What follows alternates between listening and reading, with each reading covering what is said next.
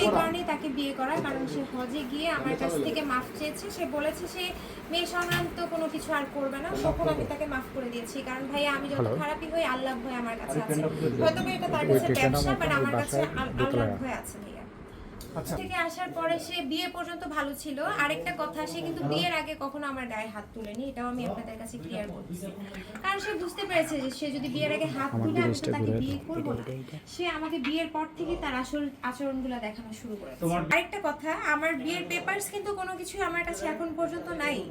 Even তাহলে কি আমরা ভেবে নিব যে এটা ফেক বিয়ে আমি ছিল? জানি না ভাইয়া আসলে ফেক বিয়ে কিনা। লাইলার কাছে তো একটা তবু একটা কাগজ ছিল, সে যেটা মিডিয়াতে দেখিয়েছে। আমার কাছে কোনো কাগজই নেই। আমার কাছে যে ওর যে মোহরি ওর সাথে থাকে, হোসেন নামে লোকটা, উনি ওকে মাঝে মাঝে ড্রাগটা দেয়, মেয়েটের সাথে পরিচয় করায় দেয়। তো ওই লোক হচ্ছে কাজী নিয়ে আসছিল বিয়ে পড়ায়। আমি কাজীর কোনো ডিটেলও জানি না। 4 মাস যাবত আমি কাজীর ডিটেল চাচ্ছি, উনি কাজীর ডিটেল আমাকে দিচ্ছেন না। ওনার কাছে আমি খালি কাজের ডিটেল চেয়ে যাচ্ছি, পেপারস চেয়ে যাচ্ছি বিয়ের, উনি আমাকে কোনো ধরনের কোনো পেপারস দিচ্ছে না। মাঝখানে একবার ঝগড়া করে উনি আমাকে বলেছে পেপারস আমি ফেক করে ফেলবো, বানাই ফেলবো, কি করবি? আমি যখন বলছি যে আমি তোমাকে ডিভোর্স দিব, তোমার এইসব আচরণ আর আমি নিতে পারতেছি না, মারামারি, তখন সে আমাকে বলতেছে যে পেপারস কি, পেপারস আমি বানাই ফেলবো, উড়াই দিব, তুই কি করবি? তার এত, আমি আসলে আপনাদের সাথে আমার এখন একটা কোশ্চেন ভাইয়া, তার এত কি পাওয়ার যে সে আসলে এইভাবে থ্রেট দিয়ে এগুলো কন্টিনিউ করে যাচ্ছে যে মামলা থেকে আটকাতে পারছে না? আপনি যে বিয়ে করলেন, মানে ডকুমেন্ট ছাড়া কিভাবে ভাবলেন যে আপনার তার সাথে বিয়ে হয়েছে? আমি তো দেখেছি নীল কাগজে যেভাবে নরমালি বিয়ে হয় ওভাবে, কিন্তু সে এখন আমাকে কোনো পেপারস দিচ্ছে না। সেই ক্ষেত্রে তো সে আরো ফল করেছে, কারণ সে তো আপনাদের সবার সামনে বলেছে সে আমরা ম্যারিড, মিডিয়ার সামনে বলেছে, আমাকে প্রেজেন্ট করেছে আমি তার বউ হিসেবে, কাজেও সে এনেছে। এখন যদি সে আমাকে ভুলভাবে বিয়ে করে, এটা তো আমার রেসপন্সিবিলিটি না ভাইয়া, কারণ বিয়েতে আমার ফ্যামিলি বা আমার ফ্রেন্ড সার্কেল কেউই তাকে অ্যালাউ করেনি। তার বিশ্বাসে আমি তাকে বিয়ে করেছি। এখন যদি সে আমাকে ফেক বিয়ে করে, সেই ক্ষেত্রে আমি কি করতে পারি? আমি চেঞ্জ করবো না, আই থিঙ্ক আমার কথা একই থাকবে।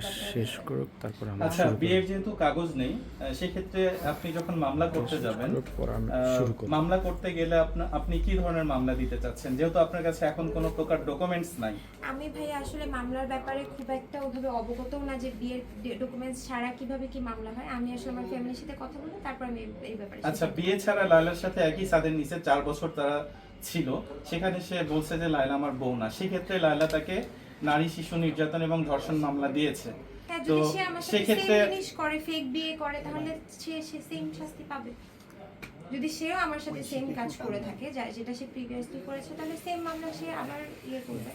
কারণ আমি তো তার সাথে, আমি তো জানি না, আমি তো তার সাথে বউ হিসেবেই ছিলাম।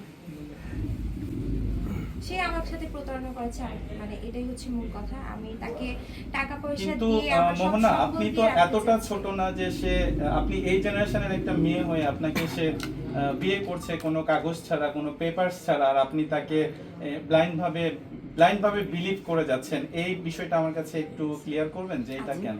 আমার কিন্তু তাকে বিয়ে করার কোনো আসলে ওইভাবে এত তাড়াতাড়ি বিয়ে করার কোনো চিন্তা ছিল না। উনি হজ থেকে আসার কিছুদিন পরেই আমাদের বিয়ে হয়, 7 দিনের মধ্যে বিয়ের ডিসিশন হয়। সে আমাকে বলে বিয়ের কথা, আমি রাজি হয়ে বিয়ে করি। তখন আসলে আমি ইমোশনাল ছিলাম, যেহেতু তাকে আমি ভালোবাসতাম। সো আমি আসলে এত চিন্তা করিনি যে বিয়ের কাগজকে উনি ফেক করতে যাচ্ছে। আমি তো তাকে বিশ্বাস করেছিলাম।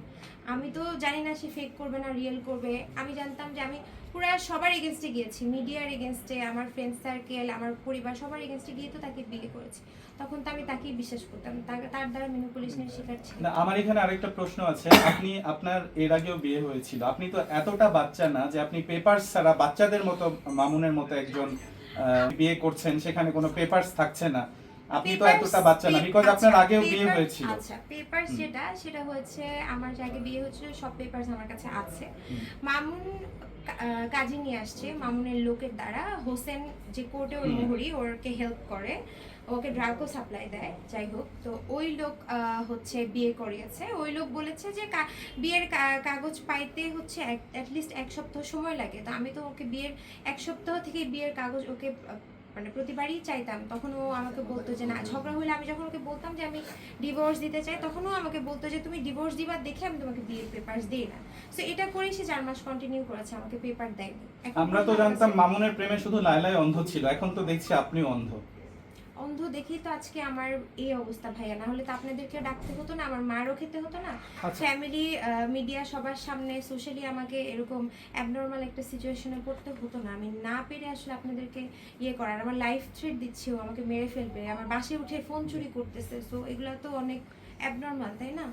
আপু আপনি বললেন যে হচ্ছে হজ করার পর আপনাদের বিয়ে হয়েছে, হজ করার কয়েকদিন পর এসে বিয়ে হয়েছে, জি তার আগে তো আপনাদের একটা সম্পর্ক ছিল। জি, সম্পর্ক ছিল তো এবং বিচ্ছেদ আপনি ছিল। আপনি কি দেখে, তার আগে তো সে একটা খারাপ মানুষই ছিল তওবা করার আগে, তো তার প্রেমে আপনি কি কারণে পড়লেন?